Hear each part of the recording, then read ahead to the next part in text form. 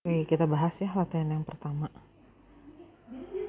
Nomor 1, jika kelarutan garam barium fluorida itu terdiri dari ion barium sama ion fluorida, Ba2+ dan F-, jadi barium fluorida itu adalah BaF2 ya. Nah, kelarutannya itu adalah A mol per liter. Kita ditanya hasil kali kelarutannya berapa. Nah, barium fluorida ini kalau terlarut, atau hanya sebagiannya terlarutnya, dalam keadaan jenuh dia akan mencapai kesetimbangan ini. Kalau mula-mula kelarutannya, ini kan katanya dikasih tahu A mol per liter ya. Jadi kalau mula-mula kita punya BaF2 M molar misalnya atau M mol per liter, nanti yang terurainya itu hanya sejumlah A mol per liter. Jadi nanti pada saat jenuh kita menemukan bahwa BaF2-nya biasanya sih jumlahnya dianggap tetap M aja, diabaikan yang terurainya. Nah, nanti kita jadi punya A mol per liter ion Ba2+ dan 2A mol per liter ion F-. Nah, kalau ditanya berapa hasil kali kelarutannya, berarti kita ditanya berapa tetapan kesetimbangan reaksi ini. Caranya adalah konsentrasi Ba2+ atau kelarutan Ba2+ dikali konsentrasi ion F- dikuadratkan. Jadi A dikali 2A kuadrat. Nah, ini kalau dikalikan jadi 4A pangkat 3. Nah, ini maksudnya mungkin A ya, bukan S kelarutannya. Kita lanjut nomor 2. Nah, di sini ada 3 larutan basa yang sukar larut. Jadi sebenarnya ini adalah basa lemah ya. KSP-nya dikasih tahu, kita ditanya urutan ketiga larutan tersebut dimulai dari yang paling sukar larut. Paling sukar larut itu berarti kelarutannya paling kecil. Nah, kita lihat satu-satu dulu. AOH2 ini kalau terurai jadi ion A2+ dan 2 ion OH-. Kalau kelarutan masing-masing kita misalkan S, berarti konsentrasi A2+-nya S dan konsentrasi ion OH-nya 2S. Nah, berarti KSP-nya ini adalah, kalau kita cari hubungannya, caranya begini. Atau jadi kalau kita masukkan tadi pemisalannya jadi 4S pangkat 3. Nah, kalau KSP-nya 4S pangkat 3 berarti S-nya berapa? Nah, kita hitung, kita masukkan aja nih nilai KSP-nya. 4 kali 10 pangkat min 12 berarti kelarutannya adalah 1 dikali 10 pangkat min 4 mol per liter. Nah, untuk larutan BOH2 dan COH2 pasti sama juga nih hubungan S dan KSP-nya. Jadi untuk BOH2 kali KSP-nya juga sama 4S pangkat 3. Jadi KSP-nya di sini 3,2 kali 10 pangkat min 14 ya. Saya jadikan 32 dikali 10 pangkat min 15. Nah, ini sama dengan 4S pangkat 3. Jadi kelarutannya adalah 2 dikali 10 pangkat min 5 mol per liter. Dengan cara yang sama kita cari juga kelarutan untuk COH2 kali. Nah, KSP-nya juga sama kan ini. Jadi 4S pangkat 3. Nah, untuk yang ketiga, larutan COH2 kali 4S pangkat 3-nya itu adalah 108 dikali 10 pangkat min 12. Jadi kita dapat kelarutannya.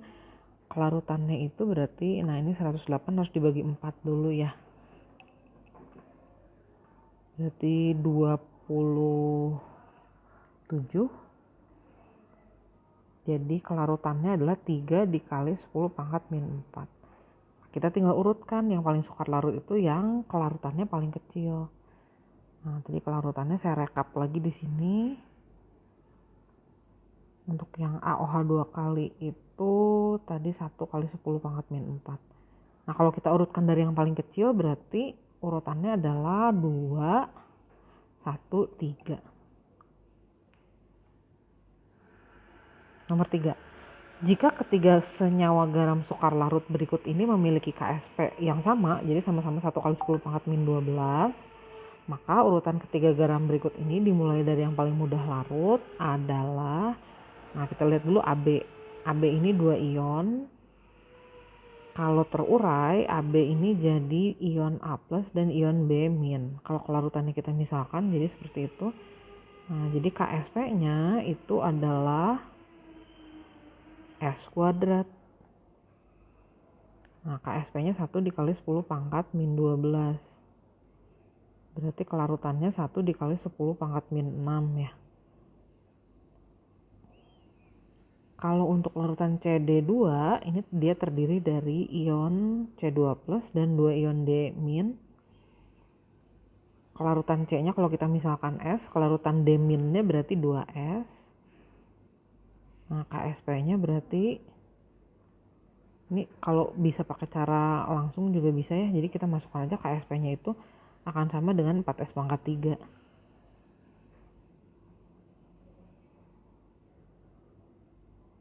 Nah, jadi kalau dihitung S-nya itu adalah 10 pangkat min 4 dikali akar pangkat 3 dari 1/4. Satuannya sama mol per liter. Nah, untuk larutan yang ketiga ini EF3, 4 ion nih. Dia kalau terurai dia jadi ion E3 plus dan 3 ion F min. Kelarutannya kalau kita misalkan jadi S dan 3S masing-masing ionnya. KSP-nya itu jadi nanti konsentrasi E dikali konsentrasi F min pangkat 3. Jadi S dikali 3S pangkat 3. Nah, dari sini jadi kita dapat KSP-nya itu adalah 27S pangkat 4. 27S pangkat 4-nya itu sama dengan 1 dikali 10 pangkat min 12. Jadi S-nya adalah 10 pangkat min 3 dikali akar pangkat 4 dari 1/27. Nah, kalau kita urutkan, yang paling mudah larut itu adalah yang kelarutannya atau S-nya paling besar. Nah, ini larutan pertama S-nya 1 kali 10 pangkat min 6, larutan kedua 10 pangkat min 4 dikali akar pangkat 3 dari 1/4. Larutan yang ketiga, kelarutannya ini. Nah, kalau diurutkan yang paling besar itu adalah yang ketiga. Kemudian yang kedua dan yang paling kecil yang ke-1. Nomor 4, jika pada suatu suhu tertentu diketahui KSP CaOH2 kali adalah 1,08 kali 10 pangkat min 10, maka jumlah CaOH2 kali yang terlarut dalam 100 ml larutannya adalah berapa miligram. Nah, CaOH2 kali ini dia terdiri dari 3 ion. Jadi kalau dia mengurai atau terlarut, dia akan terurai jadi ion Ca2 plus dan OH-. Kalau kelarutannya dimisalkan, jadi nanti kita akan memperoleh kelarutan masing-masing ionnya seperti itu. Cara menghitung KSP-nya adalah konsentrasi Ca2 plus dikali konsentrasi ion OH- dikuadratkan. Nah, KSP-nya bisa saya rubah nih jadi 108 dikali 10 pangkat min 12. Jadi kita bisa menghitung S-nya.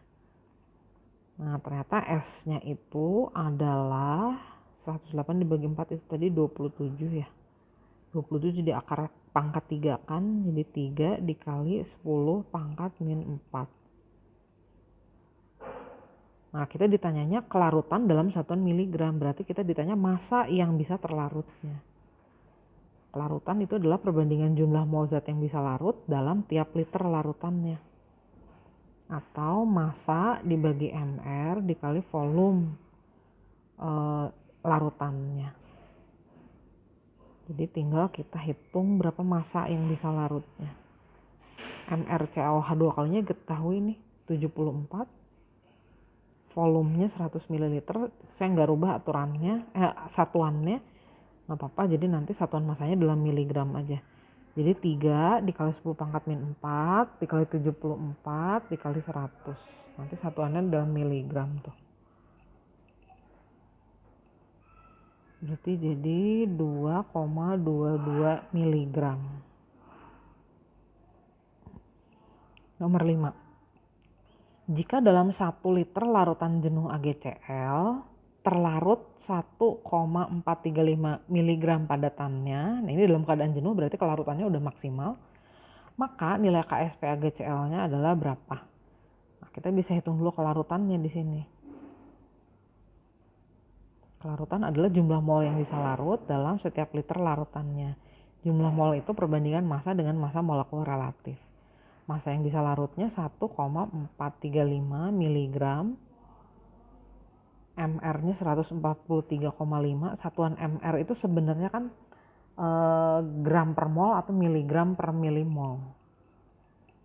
Berarti anggap aja yang ini miligram per milimol ya.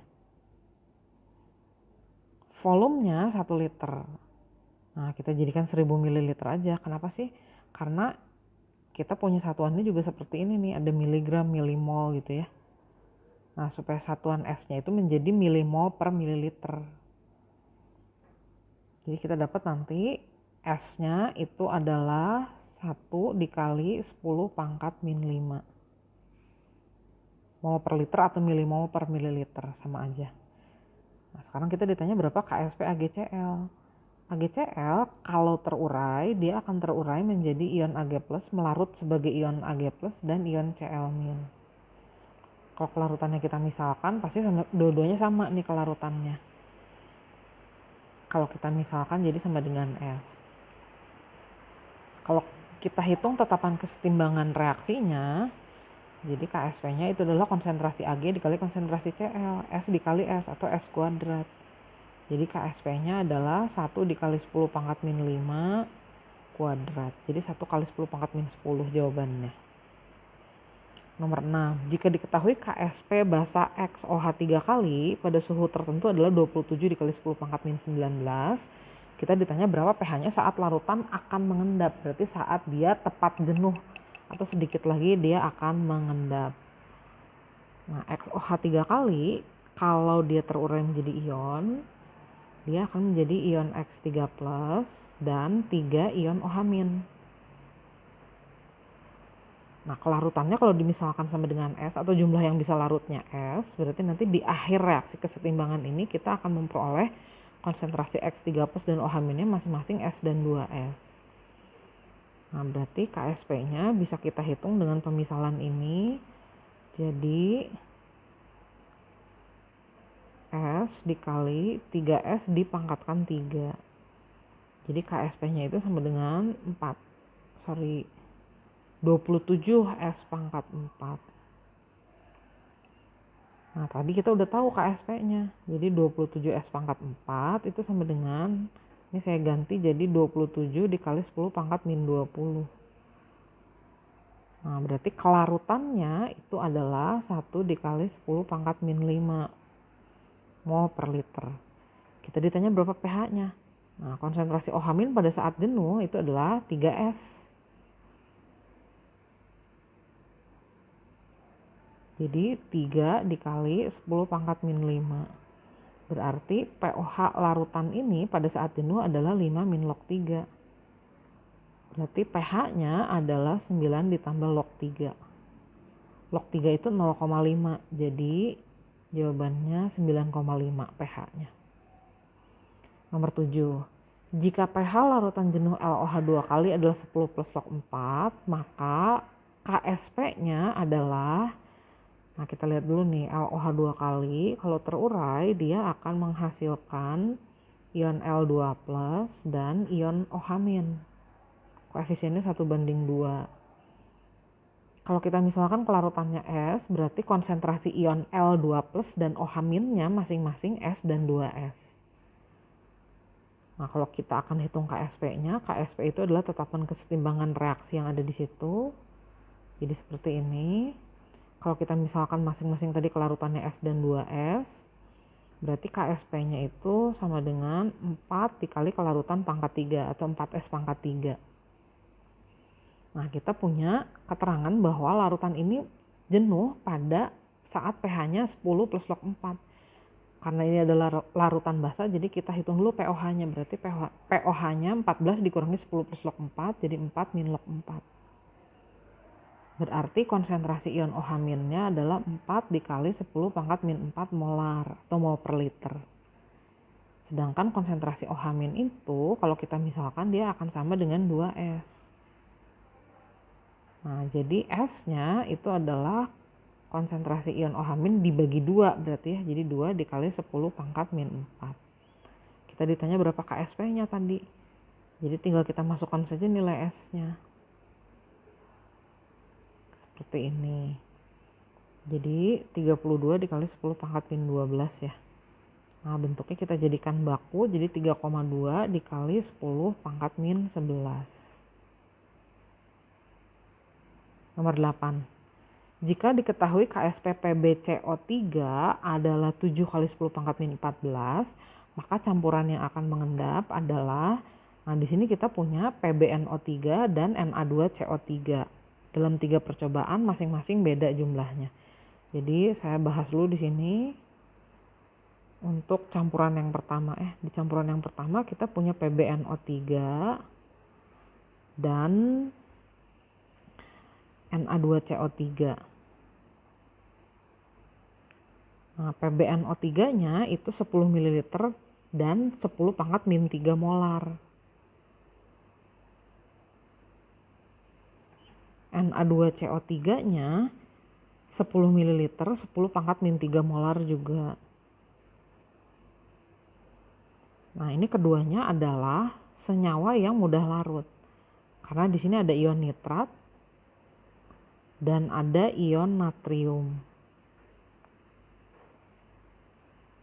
Kalau dihitung, ini ada volumenya, ada molarnya, berarti jumlah molnya, mol itu molar kali volume ya. Berarti jumlah molnya 0,01 milimol atau 10 pangkat min 2 milimol. Ini juga sama, M kali V-nya atau jumlah molnya 0,01 milimol. Nah berarti ion Pb2+ dan ion NO3- nya masing-masing sekian milimol nih. Sesuai perbandingan aja karena seluruhnya terurai. Nah karena udah terurai jadi ion-ionnya, berarti kita udah tidak akan menemukan lagi PbNO3 dan Na2CO3. Jadi dianggap terurai seluruhnya menjadi ion-ionnya. Nah sekarang kalau ion Pb nanti berikatan atau berinteraksi dengan ion CO3, ini akan ada kemungkinan terbentuk endapan PbCO3. Nah kapan terbentuk endapan PbCO3? Kalau hasil kali kelarutan ion-ionnya itu lebih besar dari KSP-nya.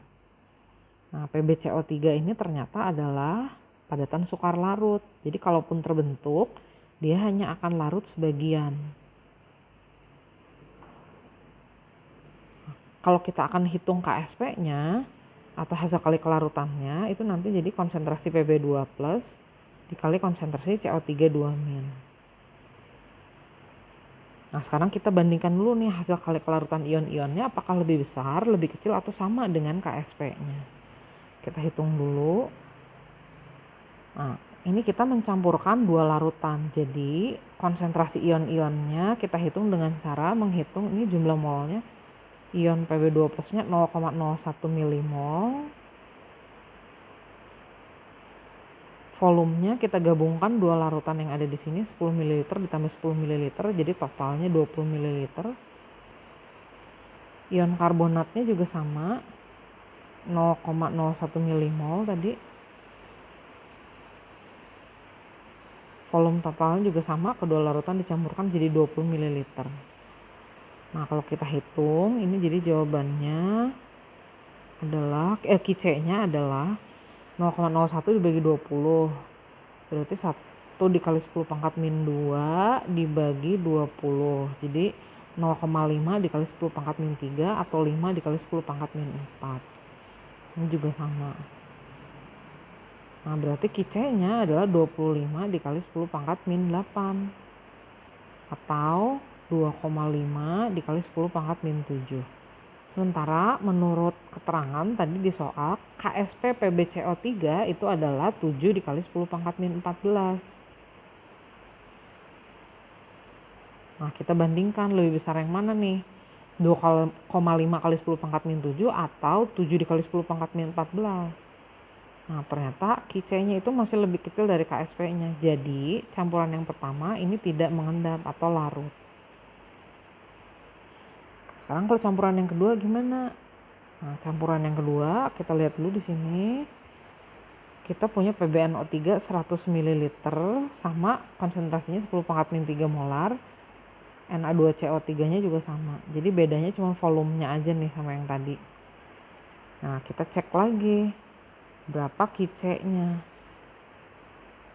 Jadi gini ya, sama sih kayak tadi, kita kan akan menghitung Qc dari PbCO3.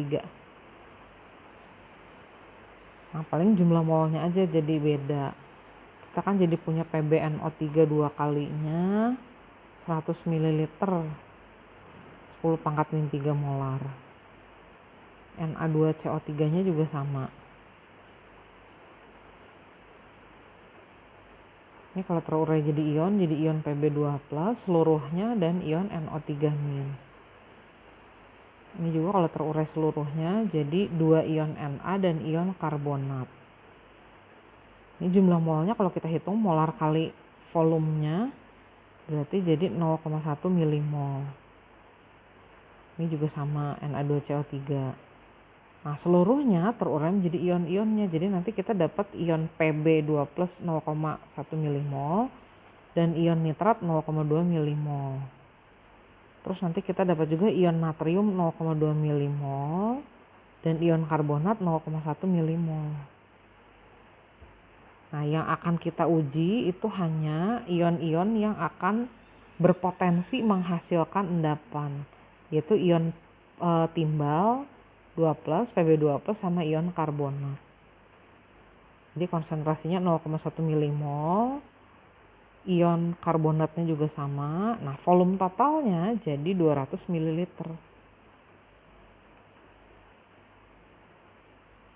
Nah jadi nilai Qc-nya ini adalah 1/200, berarti 1 dikali 10 pangkat min 1 dibagi 2 kali 10 pangkat min 2.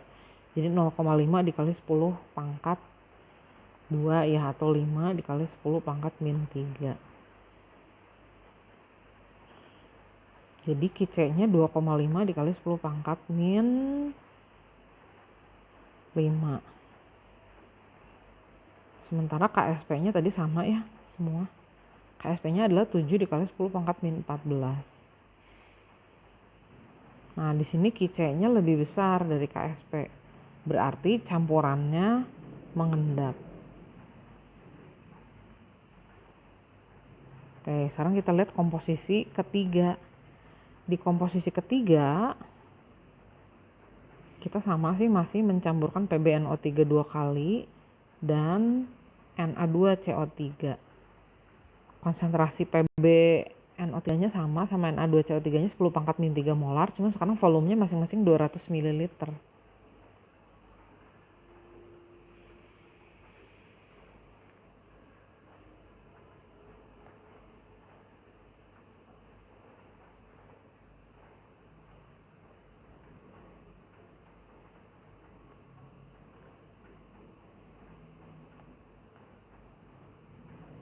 Nah kalau kita hitung jumlah molnya, ini kalau ada yang masih bingung dari mana sih dapat molnya, ingat aja rumus molaritas. Jadi jumlah molnya itu molaritas dikali volume, kalau masih ada yang bingung ya. Nah ini kalau kita kalikan, jadi 200 dikali 10 pangkat min 3 itu jadi 0,2 milimol. Nanti seluruhnya terurai menjadi ion-ionnya. Jadi nanti udah nggak ada lagi nih, habis. Na2CO3 nya juga sama, kalau kita hitung jumlah molnya 0,2 milimol. Semuanya juga terurai jadi ion-ionnya. Jadi nanti kita punya 0,4 milimol ion natrium dan 0,2 milimol ion karbonat. Na2CO3 nya habis. Nanti yang berpotensi mengendap itu adalah ion Pb dan ion CO3 2-. Kalau hasil kali kelarutan ion-ionnya lebih besar dari Ksp-nya. Nah sekarang kita hitung dulu Qc-nya. Qc dari siapa? Dari PbCO3.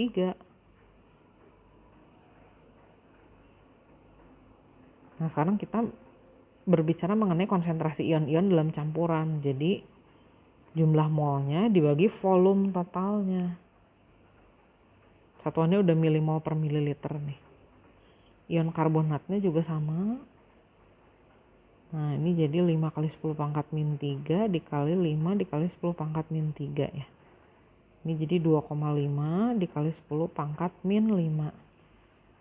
Sementara KSP-nya tadi adalah 7 dikali 10 pangkat min 14. Nah, kelihatan ya yang lebih besar adalah KC-nya. Jadi kalau gitu campuran yang ketiga juga mengendap. Jadi tadi campuran ketiga mengendap, campuran kedua mengendap juga, campuran yang pertama tidak mengendap atau larut karena nilai KC-nya lebih kecil dari KSP. Kalau yang kedua dan ketiga nilai KC-nya lebih besar dari KSP. Jadi jawabannya adalah 2 dan 3. Oke, nomor 9. Jika KSP larutan jenuh XY adalah 1 dikali 10 pangkat min 20, maka kelarutannya dalam NaY adalah, jadi kita punya larutan jenuh XY. Larutan jenuh itu berarti larutan yang terionisasi bagian. Sebentar saya geser dulu. Nah, jadi reaksi ionisasinya itu merupakan reaksi kesetimbangan. Kita udah dikasih tahu KSP-nya 1 kali 10 pangkat min 20. Kalau kita misalkan kelarutan ion X plus dan Y minnya berarti sama-sama S ya, karena koefisiennya 1. Nah, sekarang kita larutkan si senyawa sukar larut ini atau larutan jenuh ini dalam larutan NaY. Nah, kalau NaY kan ada Na-nya tuh. Na itu dia mudah larut. Jadi reaksi ionisasinya atau pelarutannya itu adalah reaksi berkesudahan. Jadi bukan reaksi bak-balik. Kalau NaY-nya 0,01 mol per liter atau molar, maka seluruhnya akan berubah menjadi ion Na plus dan ion Y min. Sehingga di akhir nanti kita nggak punya lagi NaY. Nah, sekarang kalau di sini ada ion yang sama, di sini kan ada ion Y dari dua sumber nih. Ada ion Y yang dari XY dan ada ion Y yang dari NaY. Nah, di sini akan berpengaruh ke kelarutannya karena ion senama itu nanti akan mengurangi kelarutan. Nah, kita mulai dulu dari cara menghitung KSP. KSP dari mana sih? Ya pasti dari senyawa yang sukar larutnya, dari XY. KSP-nya adalah 1 dikali 10 pangkat min 20. Konsentrasi X plusnya dia hanya S aja, tidak ada ion yang sama. Jadi saya misalkan S. Nah, kalau ada yang bingung, boleh nggak sih S-nya 10 pangkat min 10 akar dari itu?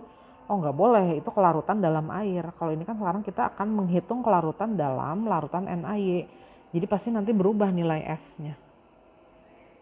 Nah, ion Y minnya sekarang jadi ada dari dua sumber nih, dari XY sejumlah S mol per liter, dari ion Y min 0,01. Nah, nanti nilai S yang ada di sini diabaikan karena kecil untuk mempermudah perhitungan. Jadi kita peroleh sekarang kelarutannya dalam larutan NaY itu adalah 1 dikali 10 pangkat min 18. Nah, jadi ion senama mengurangi kelarutan di sini. Kalau dari sini aja kita hitung kelarutannya, berarti kan cari S-nya aja ya dalam air, tinggal diakarkan saja ya karena ini ada dua ion nih. Tadinya 10 pangkat min 10 mol per liter nih. Setelah ada ion senama turun jadi 10 pangkat min 18 mol per liter. Nomor 10. 100 ml NH3 0,1 molar basa lemah ini ya, direaksikan dengan HBr. Kita reaksikan dulu NH3 dengan HBr-nya. Basa lemah dengan asam kuat. Masih ingat? Nanti hasilnya adalah garam amonium. Nah, larutan amonianya yang direaksikan adalah 100 ml 0,1 molar.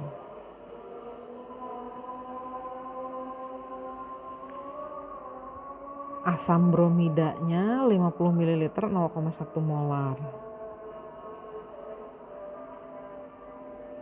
Nah, kita harus cek dulu nih mana yang habis dan mana yang bersisa. Kalau kita hitung jumlah molnya berarti amonianya itu 10 milimol ya. Sementara asam bromidanya 5 milimol. Mula-mula produk belum ada.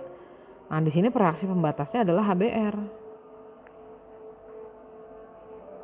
Jadi di akhir reaksi nanti kita masih punya sisa NH3 5 milimol dan NH4Br 5 milimol. Ada yang masih ingat ini nanti jadi apa nih? Nah, jadi buffer. Kenapa sih bisa jadi buffer? Karena gini, NH3 yang tersisa penguraiannya kita abaikan. Tapi NH4Br yang terbentuk, dia adalah garam yang larut. Jadi dia terurai seluruhnya menjadi ion NH4+ dan ion Br-, sehingga nanti nggak ada lagi nih NH4Br, yang ada ion-ionnya. Sekarang kalau kita perhatikan di sini ada pasangan basa dan asam konjugasi. Di situ akan terbentuk larutan penyangga basa, atau kita akan memperoleh ion OH- ekstra di sini yang dihasilkan dari buffer basa ini. Tadi di soal diberitahu bahwa nilai tetapan kesetimbangan basa NH3-nya adalah 10⁻⁵. Jumlah mol NH3 dan NH4+-nya sama 5 milimol. Jadi kita akan memperoleh konsentrasi ion OH- sebanyak 10⁻⁵ mol per liter atau molar. Nah, kita nggak ditanya pH di sini, kita ditanya gini. Jika ke dalam campuran ditambahkan larutan MnCl2 hingga tepat jenuh dan diketahui KSP MnOH2 kali adalah 2 kali 10⁻⁻13, kita ditanya maka konsentrasi MnCl2 yang ditambahkannya berapa? Nah, di sini ke dalam larutan yang tadi mengandung ion OH-, kita tambahkan MnCl2. Nah, kalau MnCl2 ini adalah senyawa yang mudah larut, jadi dia terlarut seluruhnya. Konsentrasi Mn-nya dan Cl-nya 1:2. Nah, kalau nanti MnCl2 ini bertemu sama OH-, akan ada kemungkinan terbentuk larutan jenuh MnOH2 kali. Tahu dari mana sih? Nah, karena dikasih tahu KSP-nya dan kita diberitahu bahwa larutan ini mencapai kejenuhan atau mencapai titik jenuhnya, berarti ya keduanya ini maksudnya yang akan bertemu dan mengendap kalau nilai Qc-nya udah lebih dari KSP. Nah, sesaat sebelum dia mengendap, dia akan mencapai titik jenuhnya, akan mencapai keadaan jenuh atau keadaan kesetimbangan ini. Nah, pada saat keadaan setimbang atau tepat jenuh, dia baru mulai mau mengendap, nilai hasil kali kelarutan ion-ionnya itu harus sama dengan KSP. Nanti kalau udah lebih besar baru mengendap. Nah, Qc-nya itu sama dengan KSP, KSP-nya 2 dikali 10⁻⁻13. Jadi kita masukkan ke sini. Itu sama dengan konsentrasi Mn2+, kita tidak tahu, itu ditanya, dikali konsentrasi ion OH- dikuadratkan. OH- dari buffer basanya tadi kita udah tahu 10⁻⁵ molar. Jadi kita bisa prediksi nih, kalau ion Mn2+-nya udah terbentuk sebanyak 2 dikali 10⁻⁻3 molar, udah pasti tuh nanti dia mencapai kejenuhan MnOH2 kalinya dan dikit lagi akan mengendap. Nah, kalau Mn2+-nya itu adalah 2 dikali 10⁻⁻3 molar, berarti dia dihasilkan dari MnCl2 yang konsentrasinya sama juga karena koefisiennya 1:1. Nah, yang ditanya di soal kan berapa konsentrasi MnCl2-nya. Nah, konsentrasi MnCl2-nya dengan 2 kloridanya berarti 2 dikali 10⁻⁻3 molar. Nomor terakhir, 200 ml larutan HF 0,5 molar direaksikan dengan 200 ml larutan NaOH yang konsentrasinya sama 0,5 molar juga. Nah, kita reaksikan dulu. Di sini kita punya asam lemah direaksikan dengan basa kuat. Hasilnya nanti adalah NaF dan H2O. Ini masing-masing sama 200 ml 0,5 molar. Make sure aja nih. Bener kan ya? Oh ya.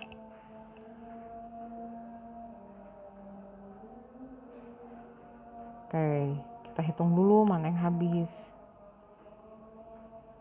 Jadi masing-masing 100 milimol ya.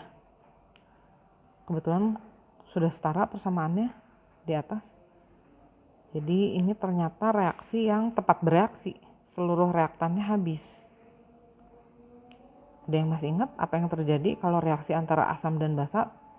Terus udah gitu dua-duanya habis. Nah, berarti di akhir reaksi kita cuma tinggal punya garam NaF ya. 100 milimol. Kita punya garam ini. Nah, kebetulan garam ini terurai seluruhnya nih karena ada ion Na-nya. Jadi reaksi penguraiannya adalah reaksi yang panahnya satu atau reaksi yang seluruhnya atau 100% terurai. Tadi NaF-nya total volumenya adalah 400 ml. Nah, kalau kita hitung molaritasnya, ini berarti 100 per 400, jadi 1/4 molar ya.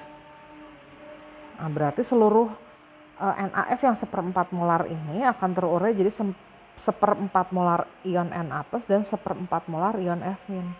NaF-nya udah nggak ada lagi. Nah, terus apa yang terjadi dengan Na plus dan F- ini?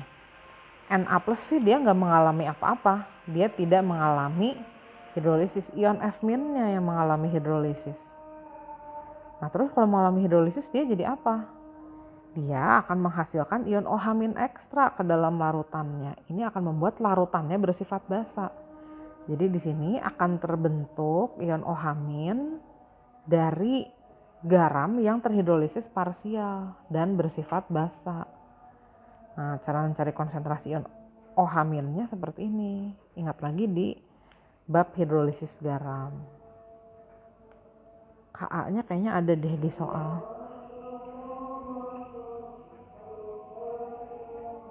Ka-nya 1 kali 10 pangkat min 4 nih.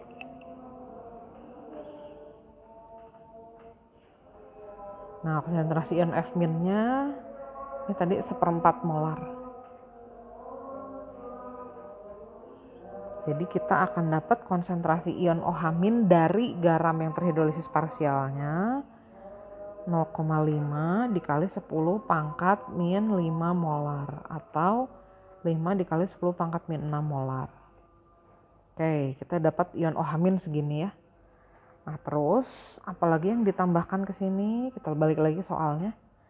Ke dalam campuran ditambahkan larutan kadmium 2 nitrat.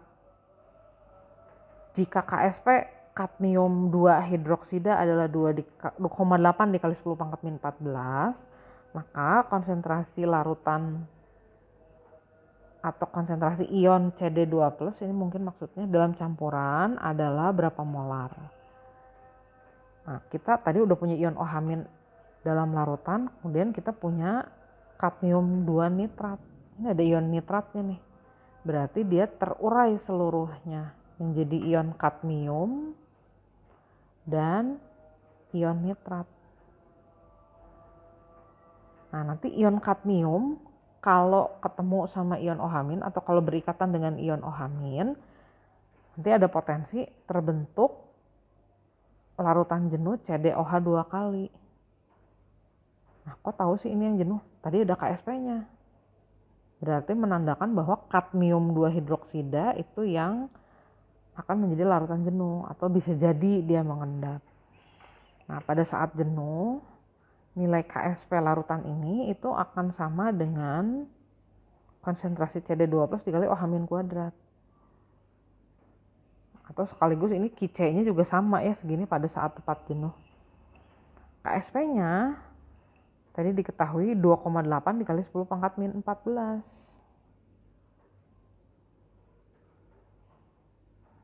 Kita ditanya berapa konsentrasi CD2+ pada saat larutannya tepat jenuh atau saat hasil kali kelarutan ion-ionnya sama dengan KSP. Jadi kita masukkan ke perhitungan. Ion OH- tadi sumbernya dari garam terhidrolisis parsial.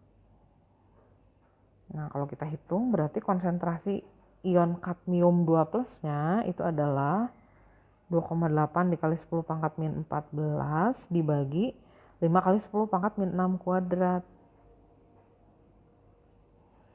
Nah, jadi kalau dihitung ini 2,8 dibagi 25 adalah 0,112 dikali 10 pangkat min 2 molar. Atau 1,12 dikali 10 pangkat min 3 molar bentuk bakunya ya. Oke, cukup untuk hari Jumat ini.